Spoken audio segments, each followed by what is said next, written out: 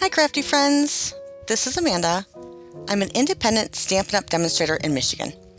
Thanks for taking a few moments out of your day to share it with me. I really appreciate it. Today we're going to be making another Christmas card.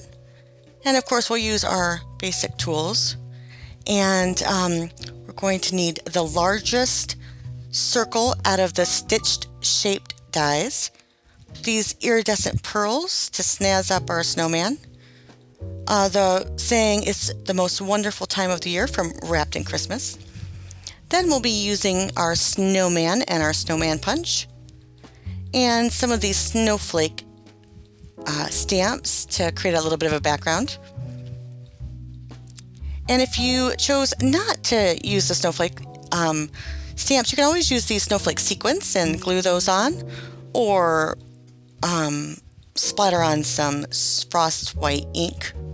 But we are going to be embossing on this card. I don't know if I like it, but yeah. So we're going to need our embossing bag, our white embossing powder, and our Versamark ink. And then from the playful pets, thank you, Amanda. Whew. The Playful Pets trim ribbon set. We're going to be taking a little bit of red twine. We're going to need a piece of white cardstock for our snowman, and then we're going to be using Real Red, Smoky Slate, and Whisper White, all 1/4 of an inch smaller on the left-hand side. So your Real Red's going to be 6 3/4 by 4 3/4, and then Smoky Slate is going to be 4 1/2 by 6 3/4, and then your Whisper White is going to be 4 1/4 by 6 3/4. I did this card before I videotaped it for you guys to see what it would be like, and I did not put my circle up where I would have if I would have stamped my sentiment first. So that's what I'm suggesting you do, is stamp your sentiment first and then get a feel for where you want to cut out your circle. And I'm going to be cutting out my circle so that it kind of flows off of the edge just a little bit, so that, kind of the circle goes off to the edge. I'll show you what I mean in just a second. For those of you who watch my channel, you know that I had surgery on Monday. This is Tuesday, and I'm struggling a little bit with pain. See, just a tiny bit off, so it kind of goes off the edge. Tiny bit. So I'm laying on my hands weird, even though I'm sitting up. So I'm noticing that about how, my forearms are really keeping me half up. Because like I said, I did have surgery on Monday.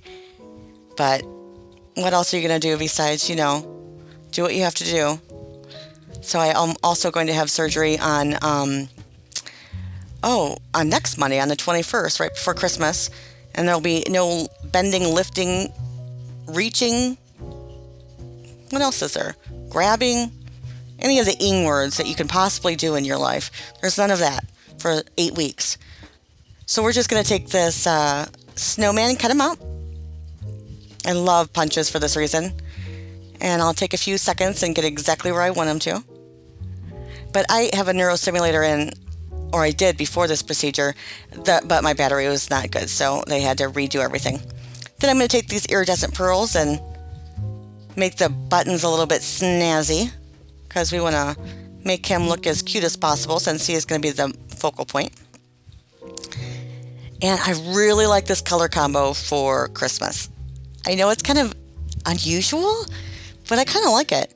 And maybe you'd only give it for, to single men or masculine cards, or maybe not. I really think it's elegant in an unusual way because of the colors, you know what I mean? But I don't have my entire craft room because it's all packed up downstairs, and I wasn't getting up to get a pencil. So I just chose to use my take your pick tool and carve out the little area where my snow should go. If I did have my entire craft room out, I would have made my snowman, give him some shading with either some soft, what would I use? Maybe one of the grays or Seaside Spray.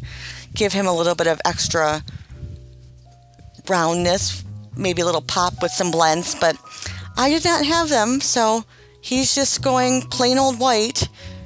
Here I'm going to emboss, and I don't do random snowflakes very well, so I know they don't look great, but I'm covering up most of it with my snowman, so I'm okay with that.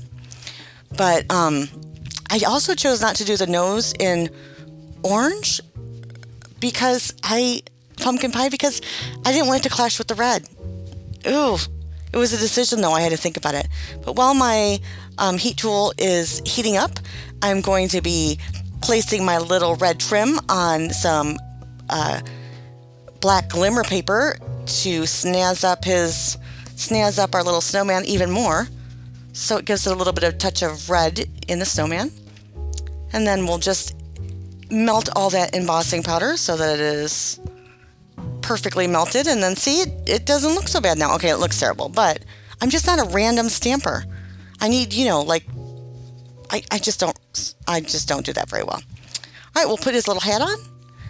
And to secure that little ribbon back there, I put some liquid glue, and then I put a glue dot, so that worked out well. And then with the arms, I'm going to do it both again with the glue dot over top of it. I'm using a new glue today. Marcy was very nice to give me this art glitter glue to try it out. She's one of my great friends in Phoenix, and I got to see her. She actually made me breakfast of French toast, which was super yummy. She's a great friend, and we did some glimmering together. That was awesome. Some Gina K glimmer stuff. I don't know what the whole technique was, but it was really fun, and I enjoyed laminating some glitter. So maybe I'll share that with you soon, because I enjoyed it. All right. So this is a do not ever do this. Don't put two panels together. They have to be exactly lined up with adhesive. No. You want to use your liquid glue. It just makes life so much easier. So add a little bit of that. Now my cardstock's going to be a little bit wonky, but that's okay. I'm going to press it down with my bone folder and try to really get it in there. Now I like the 1/4 of an inch between these, a 1/4 of an inch difference in size. I tried a 1/2 inch and it was just way too big. It looked, I don't want to say childish, but it just didn't look as nice. It didn't look as clean, simple. It just didn't look right. This 1/4 of an inch difference, just the perfect amount. What do you think? Really like it. Okay, friends, I'm getting lost in the Christmas music. Sorry about that. So I'm just going to remove the backs of our little dimensionals here and plop him down. Maybe. Oh, there we go. And there we go. We'll just add it to a 5x7 A7 card base. And this card will be done. I really kind of like it. Yeah, maybe.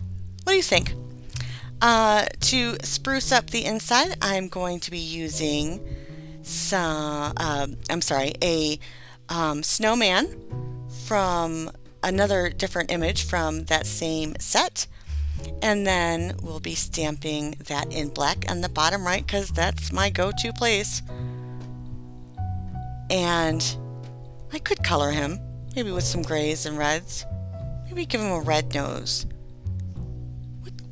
I'm just trying to think of anything that could be like, maybe it's like a candied red carrot. But anyway, sorry. Then I'm going to take the sentiment that says the truest gift of Christmas is friends and family, or something similar to that, in that wrapped in Christmas sentiment set. And I don't do this very well. It's a little bit off. The truest gift of Christmas. A little bit off, but I figure, maybe I'll put another panel in. Maybe I'll work it out. That's okay. I'm just going to finish the card because, why not? Then I flip it over and I touch it with my red thumb. Boom! Oh, well, that's okay.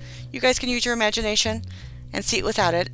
I wanted to show you, if you are frugal like me, how you can save some money on your cardstock.